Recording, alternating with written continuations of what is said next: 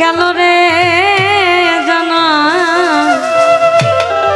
কারো রবে না এ ধন জীবন যৌবন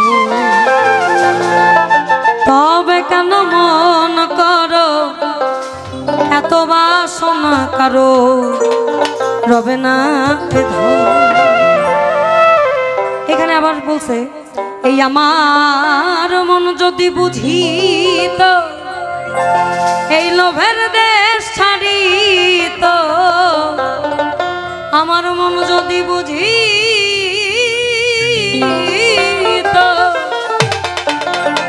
এই লোভের দেশ ছাড়িত লইয়া যেত আমায় বিরুজ পারে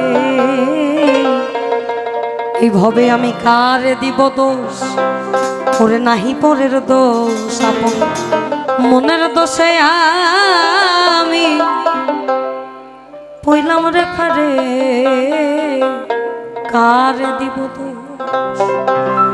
একবার সবুরের দেশে বই দেখি দম কষে সবুরের দেশে বই দেখি দম কষে উঠিস না রে ভেসে উঠিস না রে ভেসে পেয়ে যন্ত্রণা কারো রবে না এ ধন হবে জীবন যৌবন তবে কেন মন তোমার এত বাসনা কারো রবে না এ ধন।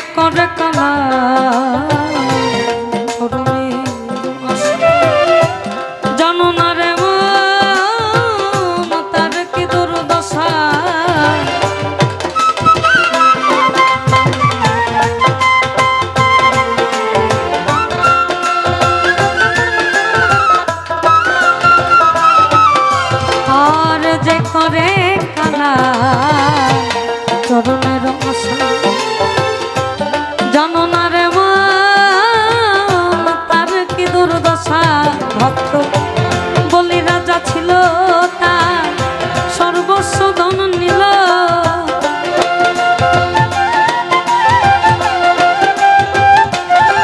ভক্ত বলি রাজা ছিল তার সর্বস্ব ধন নিল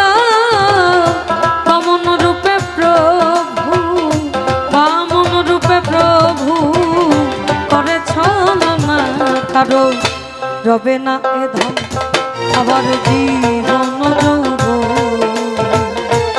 তবে কেন মন করো এত বাসনা কারো রবে না এ ধন।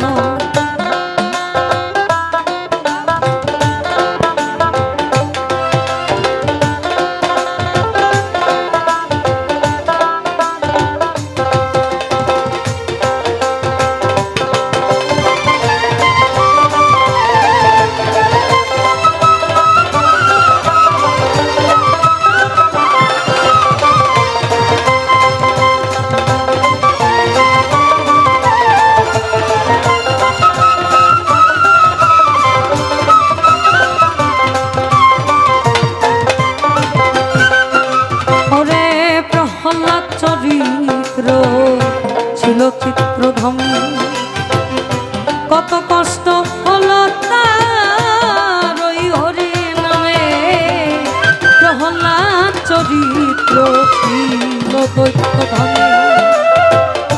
কত কষ্ট হলো তার সেই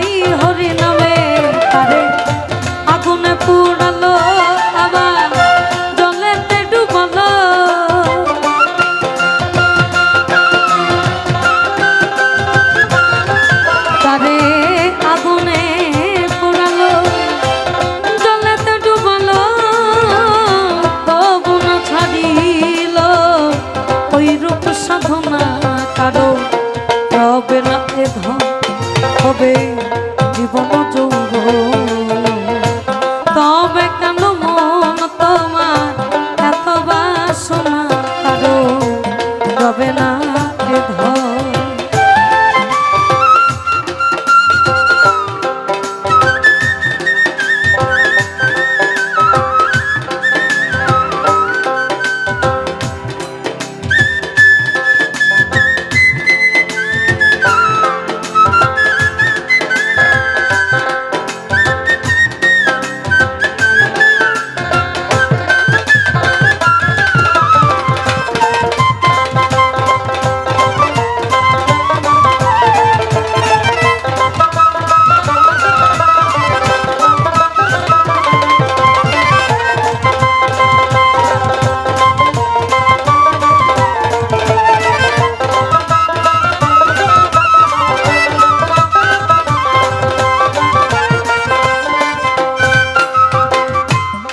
আমার যতটুকু শোনা একথা নাকি দেবতা নারায়ণ আসে হচ্ছে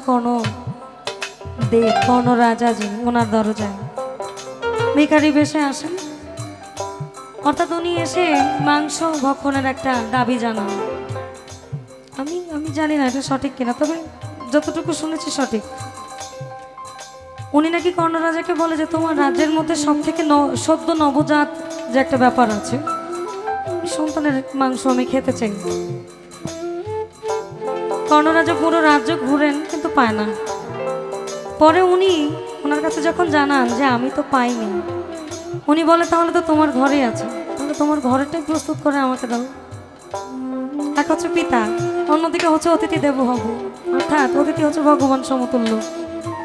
অতিথির মন কখনো বেজার করতে হয় না। উনি ওনার মনকে মেরে অতিথির সামনে তার সন্তানকে প্রস্তুত করে দেন। এই জন্যই বললেন কর্ণ রাজা ভাবে বড় কথা ছিল,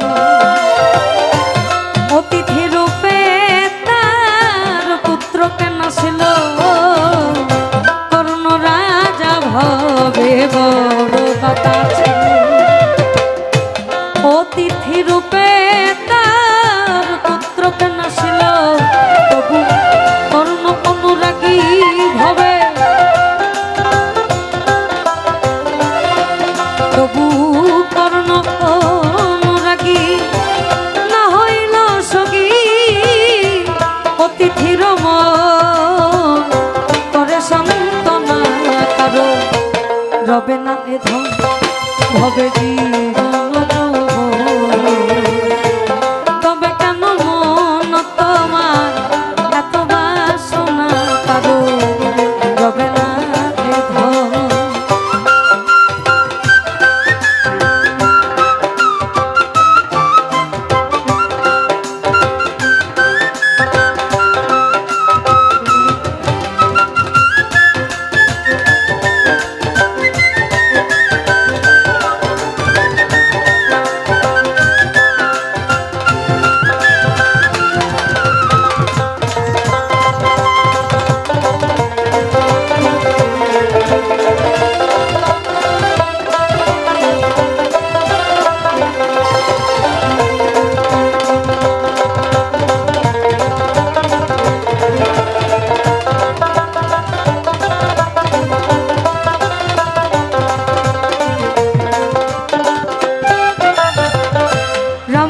ভক্ত লক্ষ্য ছিল সর্বকালে, শক্তিশাল হানিল তার বক্ষস্থলে।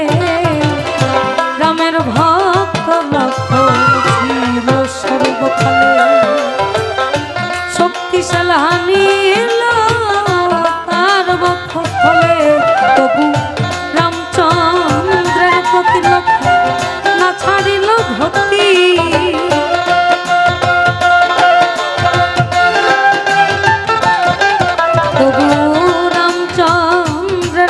লক্ষ্য না ছাড়িল ভক্তি। লালন বলে কর ফকির, লালন বলে কর এ বিবেচনা কারো রবে না এ ধন ভবে জীবন যৌব। তবে কেন মন কর